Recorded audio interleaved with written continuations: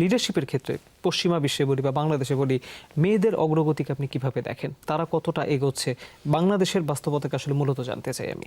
আমি মনে করি যে মেয়েরা এগোচ্ছে, তবে আমাদের কিছু সীমাবদ্ধতার কারণে, আমরা পুরুষদের সীমাবদ্ধতার কারণে আমরা হয়তো তাদেরকে ওভাবে করে এগোতে দিচ্ছি না অনেক কিছু ক্ষেত্রে। এখন আমরা অনেক কিছু ক্ষেত্রে, আমরা তো ইসলামিক একটা কান্ট্রি, তো এখানে অনেক সময় আমাদের অনেকের থিঙ্কিং আছে যে মেয়েরা পারবে না বা মেয়েদের কাজ করা উচিত না। দেখেন, আমাদের প্রফেট মোহাম্মদ সাল্লাল্লাহু আলাইহি ওয়াসাল্লামের ওয়াইফ ছিলেন একজন ইন্টারন্যাশনাল সিইও।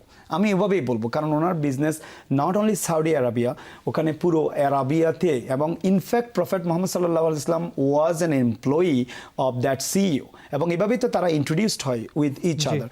তো আমি অনেক ক্ষেত্রে দেখেছি মেয়েরা ভেরি ভেরি ফোকাসড। এখন আমি বিলিভ করি মেয়েরা করতে পারবে, বিশেষ করে তারা যে হোমটা যেভাবে টেক কেয়ার করে, এই ফিলসফিটা নিয়ে এসে যদি কর্পোরেটে নিয়ে আসা যায়, they are going to be good addition. যে আমি কিছুক্ষণ আগে বলেছিলাম যে প্যারেন্টস হইতে হবে, তো এখন আমরা যদি অনেক ফিমেল লিডার না আনি এবং ব্যালেন্স না করি, ওই মাদারলি কেয়ার, ওই কেয়ারটা আনতে পারবো না। আর কেয়ার না আনলে এমপ্লয়িরা থাকবে না, যখনই সেকেন্ড অপশন হবে they will leave you.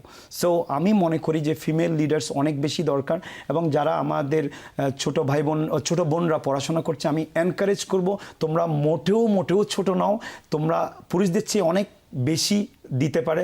More importantly তারা জন্ম দিতে পারে, তারা ফার্টাইল। এটা পুরুষটা আমরা কি পারি? তারা জন্ম দেয়, তারা পৃথিবীতে লিডার নিয়ে আসে, তারা কেন লিডার হতে পারবে না?